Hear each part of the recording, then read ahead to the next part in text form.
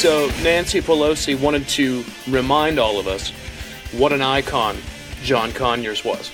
A leader, civil rights, an icon, because we had forgotten. She realized that we just weren't remembering what an amazing person John Conyers was. That's what we weren't talking about. That's what none of us remembered in the face of these allegations. Right? On the Sunday shows, did you hear that she said that? She said some other things, too. Welcome to BS with AJ. I am AJ. This is the Talk America Radio Network. Thanks for finding us here at wdfp.podbean.com. I hope you had a phenomenal Thanksgiving. We had a great Thanksgiving here. Baked an apple pie, used my grandfather's crust recipe, featuring lard. Yes, indeed, lovely. And a kind of an amalgamation of different recipes and reviews, long written out reviews of apple pies. And so I kind of sifted through, put everything together that I thought stuck out as the best ideas, and it turned out phenomenal. Could not have been more pleased. I've always failed with apple pies before. I have a culinary degree, worked as a chef and a cook for well over a decade as part of my long, huge resume now at the age of 42. But apple pie had always eluded me. It's not that I had made apple pies that were horrible. It's just that they weren't as good as I thought that they should be. They weren't good enough. They were barely passable. You needed the ice cream or something else to make them palatable. Not this time. This apple pie can stand on its own. I was extremely pleased. My wife made a wonderful cheesecake, gluten-free pumpkin cheesecake. The family was over. There were 6 of us around the table, and it was phenomenal. And very, very happy for it. And it didn't really get political. One of the things, though, is living here in North Dakota, I think our population is somewhere around 700,000, maybe a little under that, I think. And there's not a lot of, I guess, what you would say, ideological diversity. I guess you could call it that. So I find that when we get into political discussions at the holidays around the table, they're usually very friendly and we're all in agreement, which is great. I hope that it's the same for you. If not, I hope you won. It's getting very easy to win these arguments these days, and that's why I brought up what Pelosi said, and that's the illustration of it. All we have to do, and you've heard all of us that blog and vlog and do podcasts and do shows, talk about just let the Democrats speak. Let's hear it. Let them tell the truth, ladies and gentlemen on the left, progressives, BLMs, all of them, Antifa. Just tell us what you're really about. That is the thing that we can value the most from what you do on a daily basis and what our mainstream media does on a daily basis, our biased media. They're getting out the message, the horrible, disgusting, awful message that the Democrat Party and the left has to share with all of us these days, as they have been for decades. It's worked with a lot of folks. I mean, 63 million voted for Hillary, something like that. So it works. There are a lot of folks that find it palatable, find it easy to digest, this idea of socialism and progressivism and leftism, statism, all of those things. It sounds great. Gosh, makes them feel good to think about it. The rest of us understand that there's much more to it. And as I say, Pelosi reminding us what an icon John Conyers was. She must not listen. She must not be paying attention to the stories and to the reaction to the news about Mr. Conyers, because I think that's what most of us focused on, was that he is such an icon, civil rights leader, this I think a founder of the Congressional Black Caucus, if I'm correct. Maybe I'm not. One of you hopefully will tell me at Twitter, at AJ Blowin Smoke. But still, that's what we were talking about. We're saying, look at this. This guy that's done so much still has this awful, disgusting tendency and has settled it with hush money, taxpayer money, not his own. Didn't come out of his pocket. He never suffered. There was no punishment for him.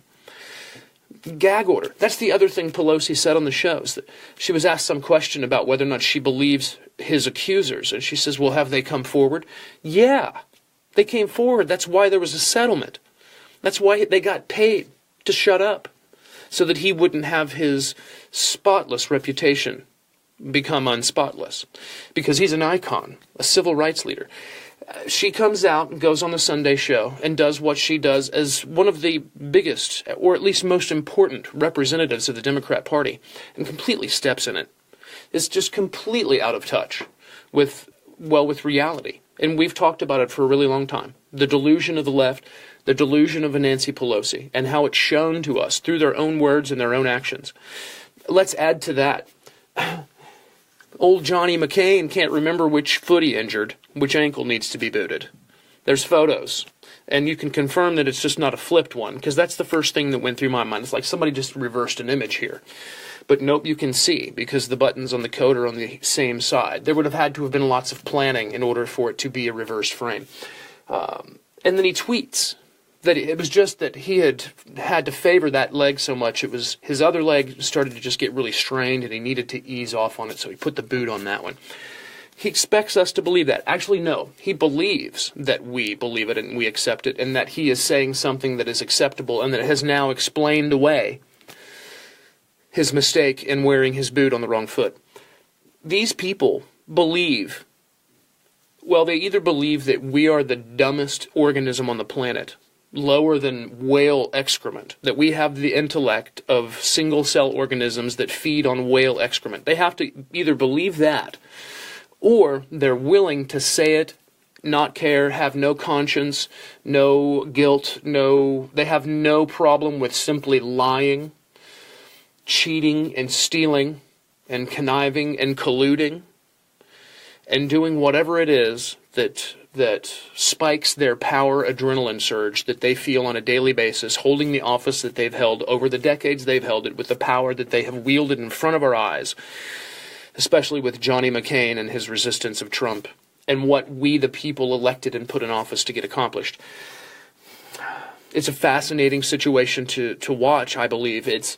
We're shown. I mean, and that's the thing, I guess, I've spoken about it on the show so many times. The internet, our cameras, this information age shows us what we need to see. If we're thinking, if we're willing to think. The left has that term, woke. Hashtag woke. Woke, woke, woke. Blue pill. It's out there. Being really woke is seeing all of the charade for what it is.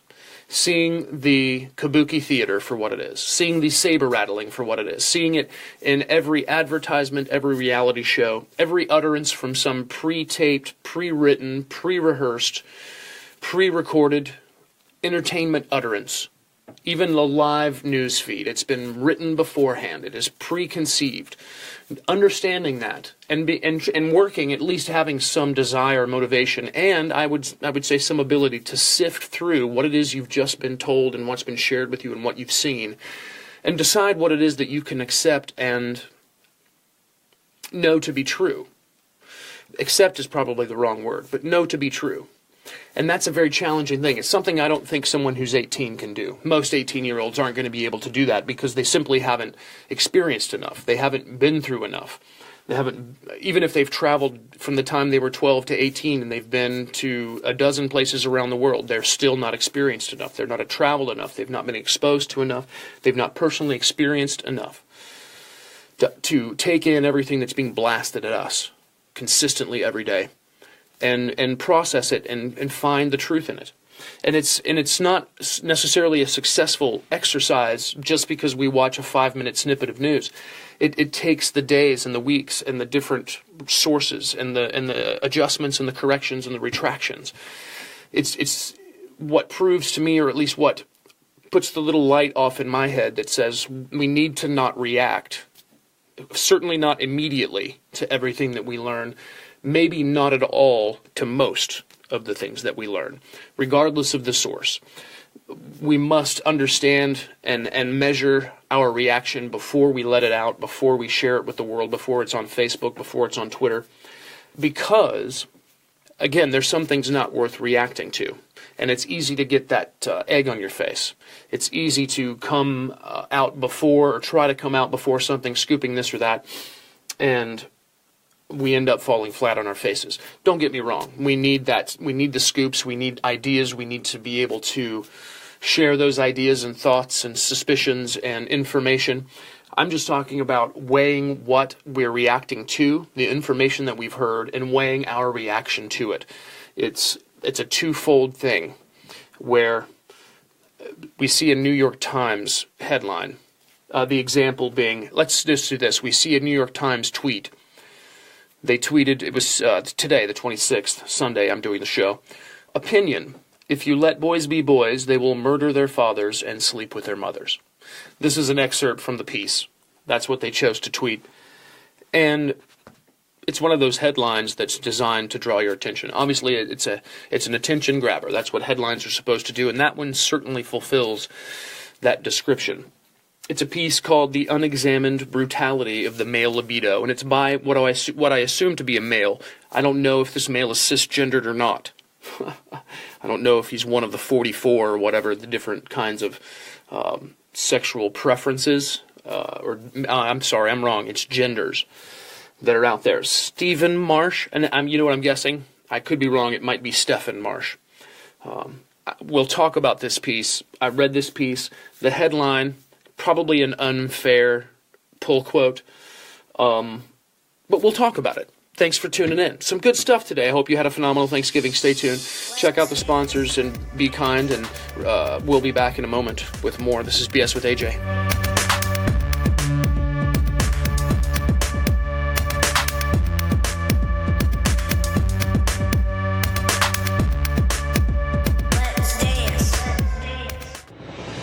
If Ernest Hemingway was alive today, would he say this to you? Shakespeare, Mark Twain, Edgar Allan Poe, all great writers.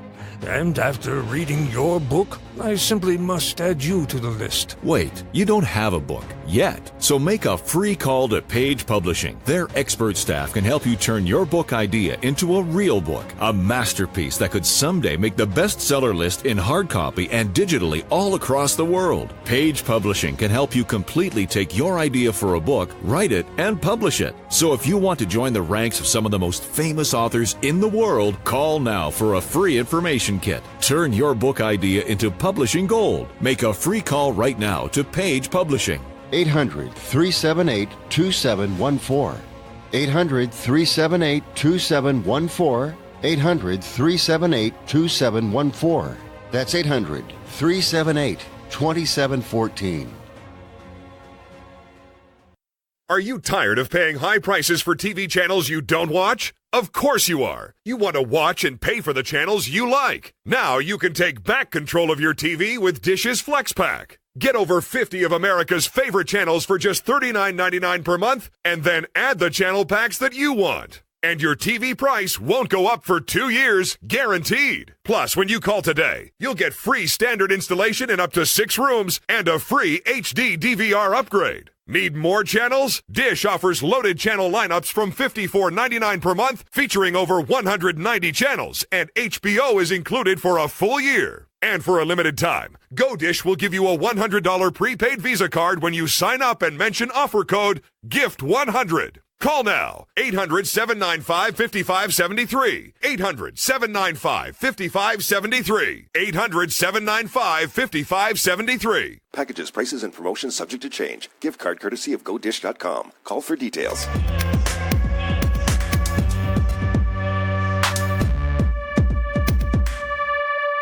Let's dance. Welcome back to BS with AJ, folks. I'm AJ. Big win for the Pins this past weekend after a big loss. I know, I try to inject hockey when I can. But I think they're coming around. I think they've found their muse.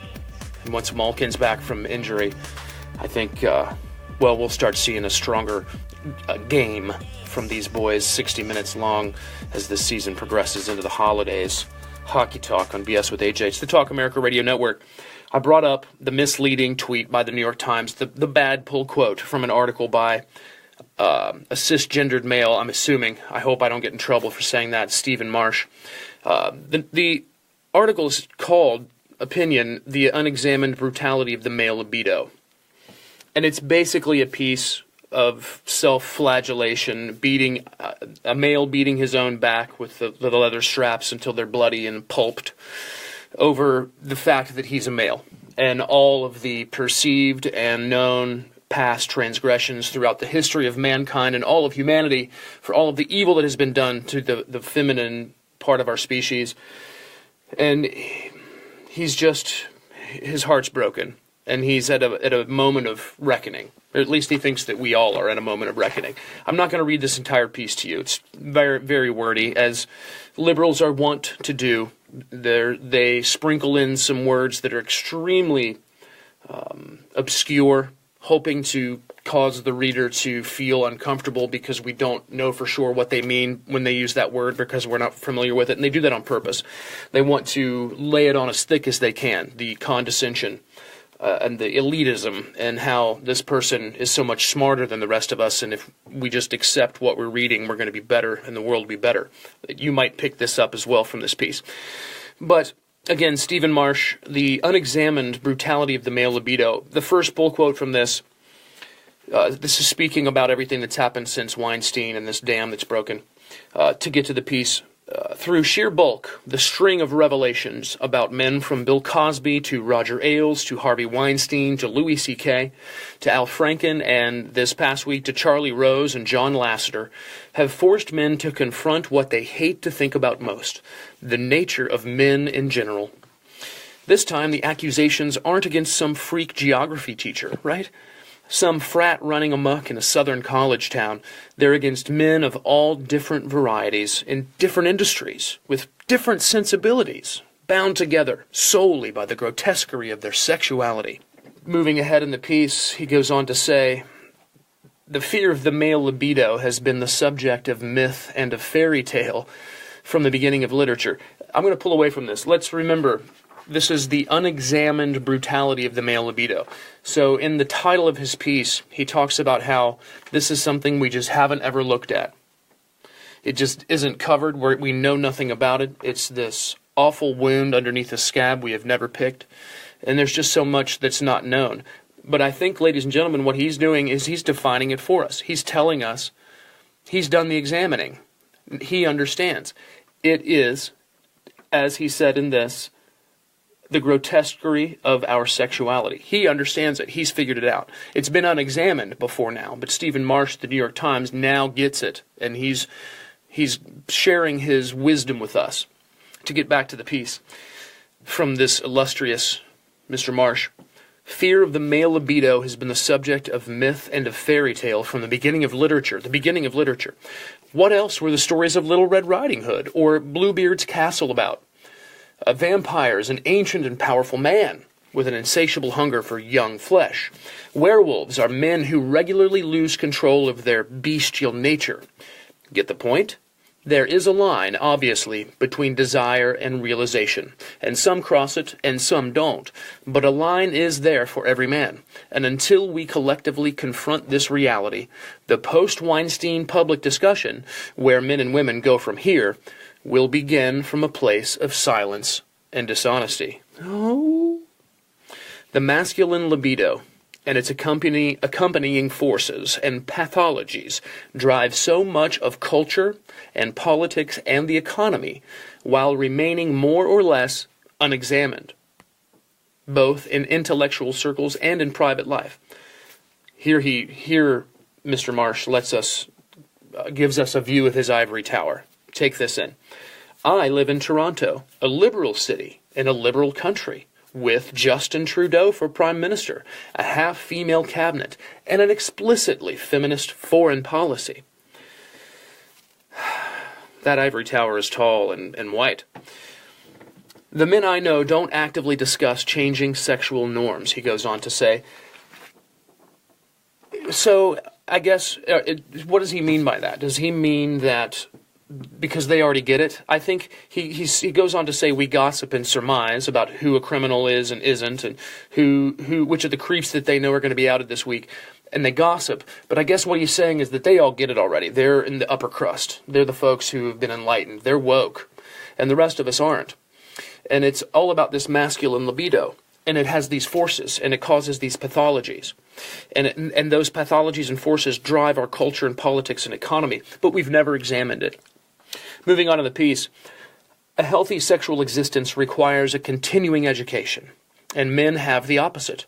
There is sex education for boys, but once you leave school, the traditional demands on masculinity return. He's so down. Show no vulnerability. Solve your own problems. Men deal with their nature alone and depart. Ignorance and misprision are the norms. See? He either misspelled a word there, or he put a word in that we don't know, so that we'd have to go and look it up. Because he's helping us. He's so much smarter. He's woke. Misprision. To move on with the piece, which is how we wind up where we are today. having a public conversation about male sexual misbehavior, while barely touching on the nature of men and sex. The very few prominent men who are speaking up now basically just insist that men need to be better feminists, as if the past few weeks have not amply demonstrated that the ideologies of men are irrelevant. Boom, the leather straps on his back. Liberalism has tended to confront, the ideologies of men are irrelevant. This is a male who's written a piece called The Unexamined Brutality of the Male Libido. The contradictions are thick. To finish up with this piece, he continues, liberalism has tended to confront gender problems from a technocratic point of view. Hence, improved systems, improved laws, better health. That approach has resulted in plenty of triumphs, but there remains no cure for human desire. No cure for human desire. There is something so much bigger that he is missing, obviously, in his cognitive atmosphere on this subject. No cure for human desire. He either is missing that huge world of desire and not fully understanding what it means and what it's responsible for, or he doesn't understand the role desire has played in the evolution of culture, economy, wealth, gender equality, financial equality, especially in our Western civilization. It's such a massive example and in-your-face illustration of how shallowly leftists think about these subjects they choose to take on at a paper that's supposed to be as amazing as the New York Times. Sex is an impediment, to finish up with this, sex is an impediment to any idealism, which is why the post-Weinstein era will be an era of gender pessimism. So we're heading into an era of gender pessimism. Good job, liberals. What if there is no possible reconciliation between the bright, clean ideals of gender equality and the mechanisms of human desire? Oh, woe is me. What if there is no possible reconciliation between the bright, clean ideals of gender equality and the mechanisms of human desire? Meanwhile, sexual morality, so long resisted by liberals, has returned with a vengeance, albeit under progressive terms. The sensation of righteousness, which social media doles out in ever-diminishing dopamine hits, drives the discussion, but also limits it. Unable to find justice, or even to imagine it, we are returning to shame as our primary social form of sexual control. He goes on to say, as I say, he thinks we're in a crisis, and this is where he lays it out for us. Stephen Marsh from New York Times, the crisis we are approaching is fundamental. How can healthy sexuality ever occur in conditions in which men and women are not equal? How are we supposed to create an equal world when male mechanisms of desire are inherently brutal? We cannot answer these questions unless we face them. Holy smokes, ladies and gentlemen. One last quote from this snowflake. He is sharing something of himself to close this piece, and it's just a couple of sentences. He says, if you want to be a civilized man, here he is doling out to us his wisdom. He's teaching us. This is our moment of education. Let no crisis go unused. Here he says, this is Mr. Marsh, if you want to be a civilized man, you have to consider what you are. Pretending to be something else, some fiction you would prefer to be, cannot help. It is not morality but culture, accepting our monstrosity, reckoning with it. That can save us, if anything can. Clutch the pearls, ladies and gentlemen. Fake news. This is the kind of stuff that, I tell you, keep it coming, Mr. Marsh. Keep it coming, New York Times. I'll only spend a second on this. I spoke about these scandals last week. I talked about power. I talked about all of the ways it is abused. And for me, sexual abuse through power, from power, is part of the spectrum. It is part of what is the human experience. This individual pines for a fundamental changing of the human species, the human animal. He's expressed literally to us in this piece, with this piece, that he cannot accept the humanity of humanness, his own humanity. He must somehow face and live through and suffer all of the guilt of all of the past transgressions of the animal known as the human being. What a pessimistic and nihilistic thing to think and to embrace, and then to pontificate about, to preach to us about, and to tell all of us who happen to be males and understand what that means, at least more fundamentally than he does. What an insult that is. What a gross and broad-brushed dismissal of the value of our potentials and the lives that we live, our pursuit of happiness. What a Debbie Downer Mr. Marsh is from the New York Times. But I still have to defend him. The piece is not nearly what is suggested in what the New York Times chose to tweet, which was the pull quote, "If you let boys be boys, they will murder their fathers and sleep with their mothers." It is a fair pull quote because it's true. You have to believe that and accept that and internalize it in order to write the rest of the piece, in order to hate your own gender as much as he does, to be so pessimistic about our future and our present as he is, and others that he identifies or at least refers to as his peers, other quote-unquote males, though I question. Bring it on. Keep it coming, liberals. This is what will either get Trump elected again or not a Clinton. Stay around. Stick around. This is AJ. This is BS with AJ. It's the Talk America Radio Network.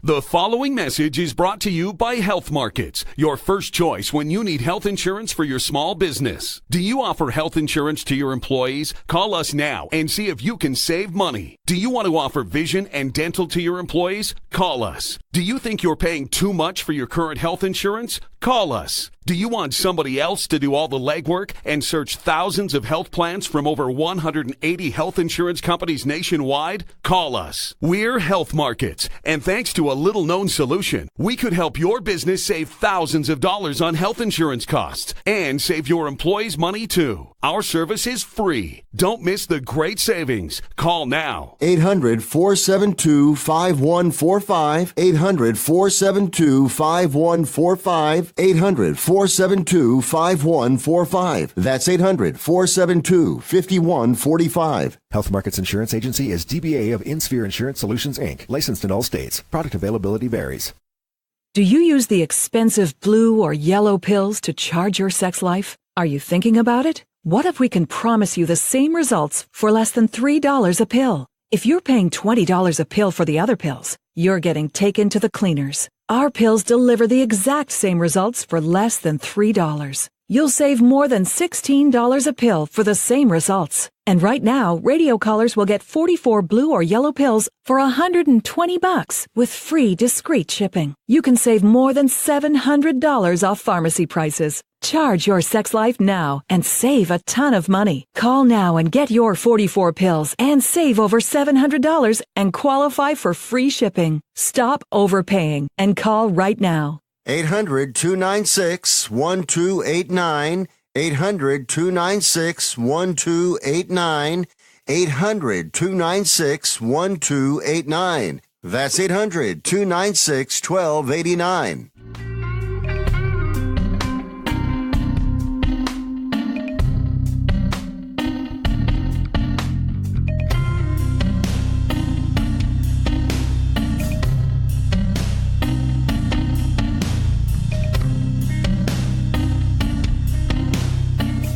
Welcome back, folks. AJ with you. This is BS with AJ. Thanks for finding us at Podbean, wdfp.podbean.com.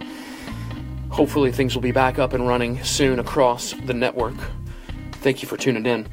referring to Marsh, the piece by Marsh at the New York Times, it was titled "The Unexamined Brutality of Male Libido." It is an opinion piece, but in order to put together and write a piece with so much self-loathing, and it's because he's a male, and he's very open about that, and then he identifies all the bestiality and the desire and the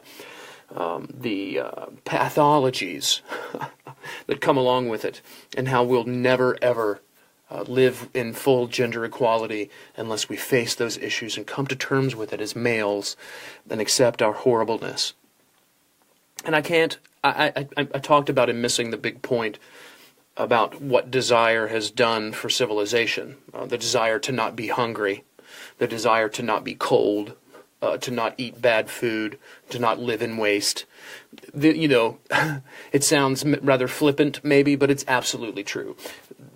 These core instinctual human things have the ability to produce the worst and the best, all of them.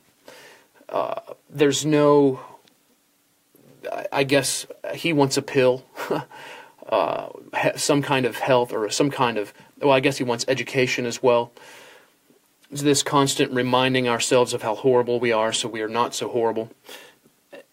But to me, that what he's fundamentally missed, even past what the value of desire and incentive, in some cases necessity, and what's missing most of all is the value of life, the value of his own life, the value of human life, and the value that's created through the joining of the male and the female side. It's fundamental to the human existence. We know this. I'm stating something very obvious. It's like, no kidding, AJ. It's fundamental. You can't have a baby without a male and a woman. Well, nowadays through science, quote unquote, you might very well can.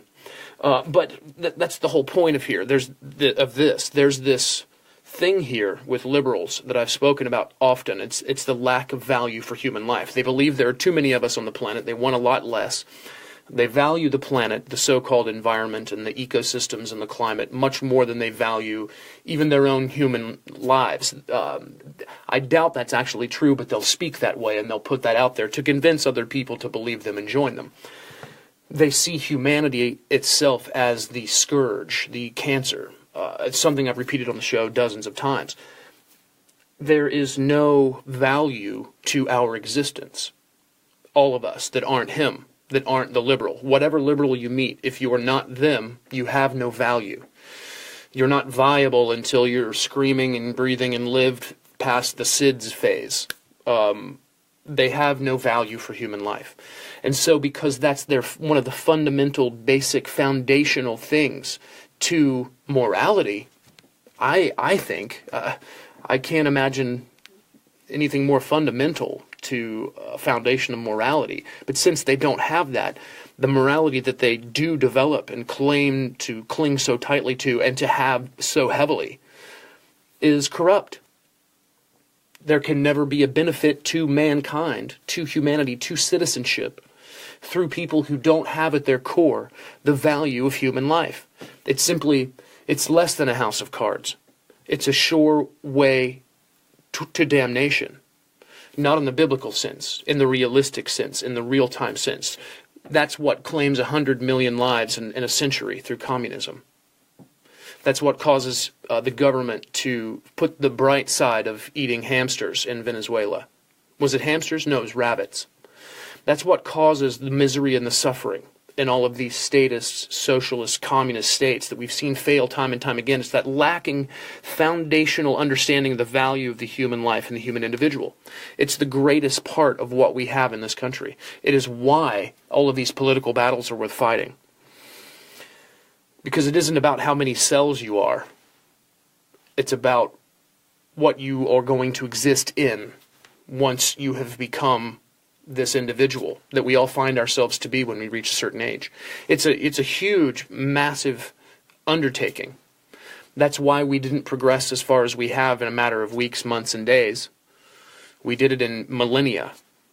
Because this challenge, this ununderstandable adventure, path, journey, voyage, all of the metaphors we have used to describe what life is, or tried to describe what life and living is, we still can't. That's what we're still striving towards, is understanding it all. I think we've come the closest in this civilization here in the West. It is about finding who we are and being able to be the ones who exploit our own potentials rather than giving that power to someone else. A place where we can do and be who we wish, and we can benefit from it or not, depending on the choices that we make and the job that our families do in raising us, our communities do in showing us what life is about, and what the real world really is like outside of our safe homes, or at least what were once safe homes in this amazing country. It's such a fundamental thing to me, this value of human life. I was once a pro-choicer. I was once the type that would say, yeah, go for it. I totally get it. And I'm not that anymore, because now I totally get it. Without valuing human life, without valuing the individual and understanding the value of the lives of the people who live and breathe and move around us, each of us individually, the human environments that we live in, our human climate, without valuing the human life in that, we will not do well. We will not succeed. We will not benefit. We will not enjoy the good side of life. We'll miss out on many, many things. That's the challenge. And all we've striven, I believe, if I may use the word striven, over the past couple 100+ years, is to find a way to make it as easy as possible for all of us to get along and live amongst one another peacefully while pursuing our own avenues and pathways and voyages and journeys without impinging on the rights of others to do the same. And all we get from the left and socialists and Democrats is impingement after impingement after impingement. Doesn't matter how righteous or moral the argument may be, if it does not match and if it is not in harmony with what has been laid out in our founding documents, the Constitution, the Bill of Rights, what's suggested to all of us the world over in the Declaration of Independence, and the stories we can take from the founding of this new world, then we can know that the person impinging on us, telling us we're wrong, that we're beasts, that we've always done it wrong, that we've oppressed, that we've stolen, that we don't deserve what we have, that we should feel guilty, and that we're awful, awful people. Whenever that is the message from someone, we can know they are not on our side. They are not in it to improve it or change it or help it. They are in it to control it and nitpick it and criticize it. And they become much more dangerous than just people flinging words. They become the leaders in Venezuela. They become the leaders in communist Russia. They become the leaders that we have fought and died to overcome and to conquer and to limit the power of for generations upon generations. Stay tuned. We'll be back with more. This is BS with AJ, the Talk America Radio Network.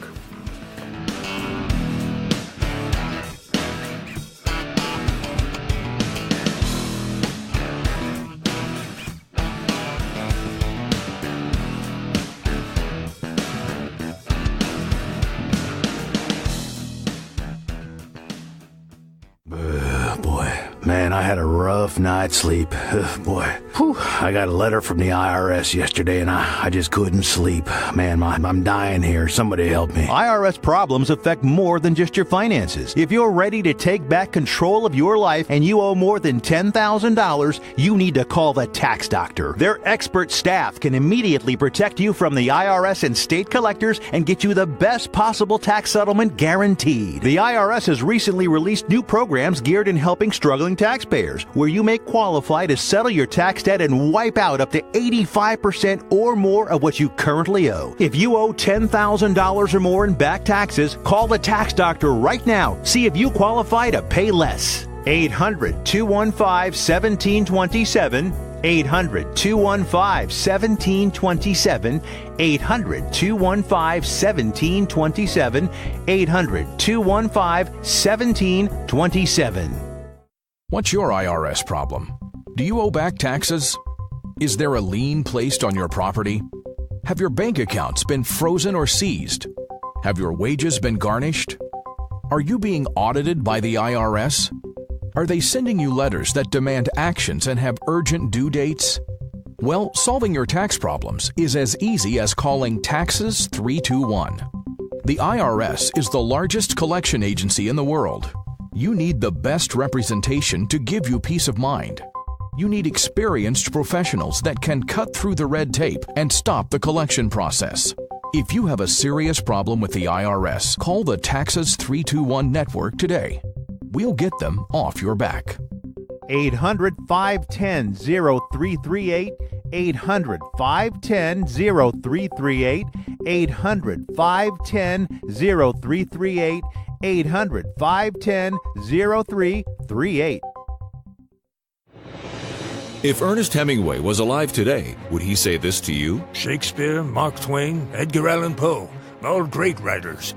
And after reading your book, I simply must add you to the list. Wait, you don't have a book yet. So make a free call to Page Publishing. Their expert staff can help you turn your book idea into a real book, a masterpiece that could someday make the bestseller list in hard copy and digitally all across the world. Page Publishing can help you completely take your idea for a book, write it, and publish it. So if you want to join the ranks of some of the most famous authors in the world, call now for a free information kit. Turn your book idea into publishing gold. Make a free call right now to Page Publishing.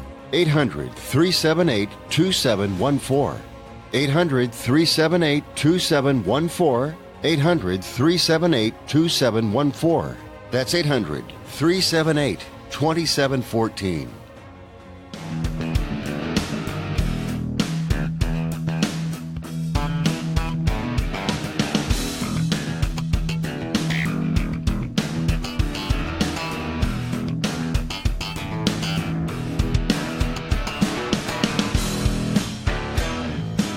Welcome back to BS with AJ. Folks, thank you very much. You know what? When people have what they want, they live peacefully. That's a very simple way of stating it. When people don't want for anything, when they have everything they want and need, they will find very few reasons to go out and hurt someone around them because they're going to be constantly occupied with everything they want all of the time. Of course, that is impossible. Our challenge is to find ways to have as much as we can, get as much of what we want without hurting and oppressing and damaging and harming and doing violence against others. And so that's the balance that needs to be struck, is how do we live and get more of the things that we want without hurting other people to get them. That's maybe a very simple way of describing what government ought to do. Probably not, because government should do so little. Education and the personal experience of family and education and community and schooling and the upbringing, the raising of a human from infant to adult, that's where it all takes place. And a lot of us have been aware of that. That's our teacher world. That's the world of where all the humans go who like to find out new information and share it and teach others and give it to other people. And give us more and more, as generation upon generation, more and more tools and information to use to better find that balance ourselves between getting as much of what we want as we can without hurting other people and without hurting ourselves. It's a very simple way of looking at it, but it's a very important thing maybe to be reminded of every once in a while, because we have our routines, and that's what holidays do. They break up our routines. And so this last week we did something, probably most of us, that we haven't done in a while. On a Thursday, instead of our normal routine of work or whatever it is your Thursday entails, you did something else. Had some dinner with some folks that maybe you don't spend a lot of time with. Maybe you spend a lot or a little or a moderate amount. But it was a breakage of our routines. And the breakage of the routine is what's important. And sometimes it's important to be reminded that we really are repeating a process that has been gone through millions and billions, literally, of times before us. In other words, I've said it on another show. There have been billion other 42-year-old males on the planet. I'm just one of those billions, trying to do what I'm doing, hoping it goes well. And that's really what all of us are doing, regardless of whatever religion or ideology that we ascribe to. We're one of billions doing it. So how are we doing it? And I'm touching a little bit on a philosophy that I fall into. I would call myself a philosophile. I've done that before. And Ayn Rand's philosophy of objectivism is the one that I have been drawn towards pretty heavily. How to be described? It's rational self-interest, I believe, is the way to describe it. I'll get to more of that later on. But what I wanted to suggest, I saw a tweet. I don't know if you heard the news, but the Koch brothers, I guess they have ownership of an entity, publications, magazines. I can't remember the name of it, something like Meredith or whatever. Anyway, in the news, it's storied to be that this entity is set to buy Time magazine, and the entity that owns Time, and several other publications. And so the left and liberals are going absolutely nuts because the Koch brothers, the awful, horrible, I guess, right-wing equivalent to Soros, even though that's not fair and not true. But anyway, that's how they're reacting, and just going absolutely bonkers at the acquisition or the potential acquisition of this clearly now, admittedly liberal rag, Time magazine, by a right-wing or perceived right-wing entity from the Koch brothers. I think it's phenomenal. I think it's hilarious. But the tweet that I saw earlier referred to the Koch brothers' purchase and saying that from Time magazine we better watch for a lot more Ayn Rand philosophy and objectivism. And I thought that was kind of funny because I would love to see that. Rational self-interest. I think that's healthy. I think that might be a very simple way of describing every organism on the planet's struggle to survive. It possesses rational self-interest and views each situation it gets into objectively, without emotion or bias. There you go. Small, simple taste of some of that philosophy. I wanted to mention this, though. I saw this in the news as well. I don't know if you heard about it. You very well may have. Record-setting day for gun sales on Black Friday, this past Black Friday after Thanksgiving. Over 200,000 requests for background checks to the FBI on Black Friday, this one past. That is incredible. I think it's phenomenal. I love it. I think it sends a message to the liberals and the progressives and the Democrats. I think it's the type of stuff that causes them to become so angry and to lash out so hysterically and irrationally. And I just brought a big smile to my face. And it reminded me, I thought I'd do a range report. I don't know if you ever listened to Gun Talk with Mr. Gresham. I do on occasion when I'm driving around, and I listen to talk radio constantly. But I listen to Gun Talk as much as I can, and I love the show. But I have my own range report. October, I got to go to a range with a buddy of mine and shoot a few of his handguns, and had a blast, and didn't do too bad for not having shot a handgun in over 10 years. I was pretty happy with the experience and learned a lot and got a lot more insight to some of those conversations and some of the information that had been shared with me on Gun Talk, and just absolutely love the experience and can't wait to do it again. And again, I hope that all of you have enjoyed, or at some point in your life have enjoyed the experience of firing a gun. I think it changes the game for someone, especially if they haven't done it before and they've heard all of these arguments and they've seen all of this news and they've been paying attention to what's been going on in the public debate about the Second Amendment since time immemorial. It really will give you a completely different insight and a completely different perspective on the situation. And as I say, I can't wait to do it again. I've been gifted a hunting rifle in the past by a family member, and I still haven't gotten the chance to take that and shoot it. Because it's such a powerful one, I don't have a good place on my property to do it where I'm confident there won't be ricochets or some kind of carry. So I'm not going to do it here. I'm going to wait until I have a much more safe situation to do it. But phenomenal experience. Go to the range, talk to the folks, meet the people, all of them. And I bet you it's consistent nationwide, at least if what I've heard on Tom Gresham's show is true, that you will have a phenomenal experience and it will open up your eyes. If you haven't ever done it before, you'll have a new perspective on the whole debate about our Second Amendment rights in this country. Oh, that's the news I forgot. I just glanced. I'm glad I saw that. John Conyers officially resigned from his chairmanship of the judiciary. That's a start He did it, by the way, he tweeted about it.